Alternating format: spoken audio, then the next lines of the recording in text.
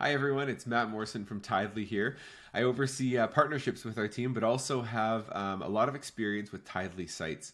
And I just wanted to jump on here for a minute to talk about navigation. It's one of those areas of a website where it often can be overlooked, but really, when it comes down to it, can be one of the most essential pieces to making sure that the experience of a visitor to your website is intuitive, fast. They're able to get to what they're looking for quickly, and they just come away generally feeling like they found what they wanted and they got the answers to their questions. And so I just want to take a minute to talk about that and how you, when assessing your website, can make sure that it has a great navigation that your visitors are going to love. And so there's kind of three different ways I want to break this down. The first thing is talking about just the overall user experience.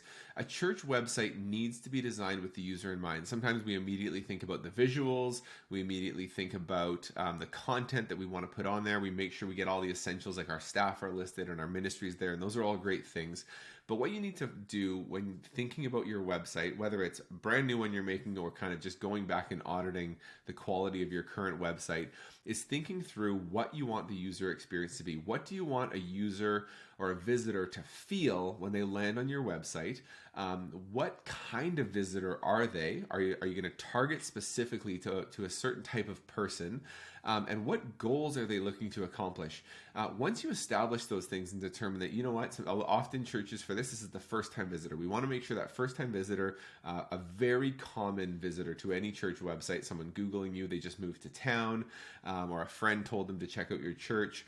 We want to make sure that they're going to have a lot of questions, and we want to make sure that those questions get answered as they go through.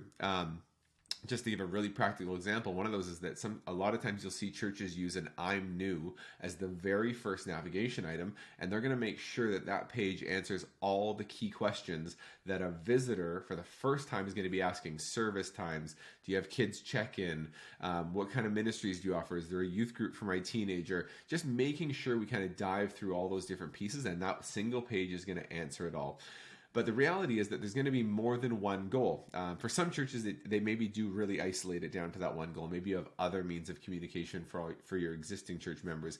But maybe there's the situation of, we want to make sure that our sermons are there so that if someone either hasn't attended our church before and wants to hear a sermon, had a sermon recommended to them, or they missed this week at church, that they can quickly jump on and listen to that sermon. Maybe it's if you have an event running for people in your community, we want to make sure that all those event details are on there. Maybe it's contact information. We know that the web is a place where people go to figure out how to reach you at your church, and so we kind of think through those. And so what you want to do is prioritize what are the top, let's say 1 to 3 or 4 goals that someone's going to try and accomplish on your website.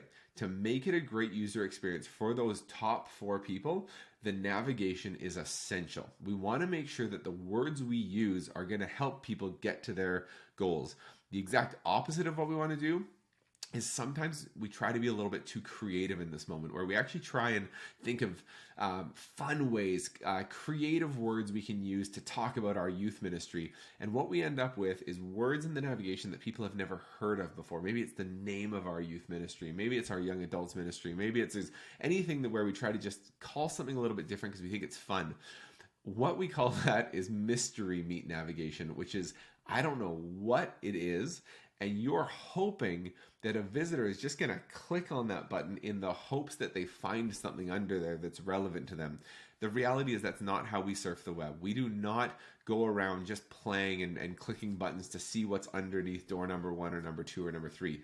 We have a question and we click on the words that we think will help us answer that question as quickly as possible. If we don't find the answers we're looking for, we click away and we try to find another path, or we just give up on the experience altogether. So you really want to make sure it's straightforward, simple words that your visitors are going to understand. The second key point I want to talk about is mobile optimization. Mobile has now been around for over 10 years, where we need to be very aware that the desktop experience you might see while sitting in your church office is not the primary experience that someone's going to access your church website. It is very common. In fact, well over 50% of traffic to your website is likely from some mobile device, whether that be their phone or an iPad or some other kind of device that's maybe different than the traditional desktop experience. And so what you want to make sure of is, if you hit that navigation from one of those devices, does it all still work the same and feel the same? It is not uncommon to hit a website and all of a sudden you can't quite get to the navigation the way you were able to before. So we want to make sure that we're thinking through our experience of our website from those different devices, because that is a ton of visitors to your website. And finally, the last one is thinking through online giving. Online giving has gone so digital now. We really saw this in COVID. In fact, there's so many things coming out right now about kind of the offering basket being taken away in many churches because it's just not the way we transact kind of in that traditional cash and check method. And so online giving has become a main reason people are coming to your church website, because they want to get behind your ministry. They want to support it. They want to give in different ways. And so just making sure we prioritize that appropriately. You don't want, if that's this is a very important step in anyone's discipleship process. We don't want to bury that where they can't find it. We don't want to really hide from it. I mean, it's expected that churches are going to have a means for us to do this. So I think making sure we're featuring giving somewhere in our primary navigation makes a lot of sense. And so you can include that in one of those primary goals within your website that we think people might be wanting to do.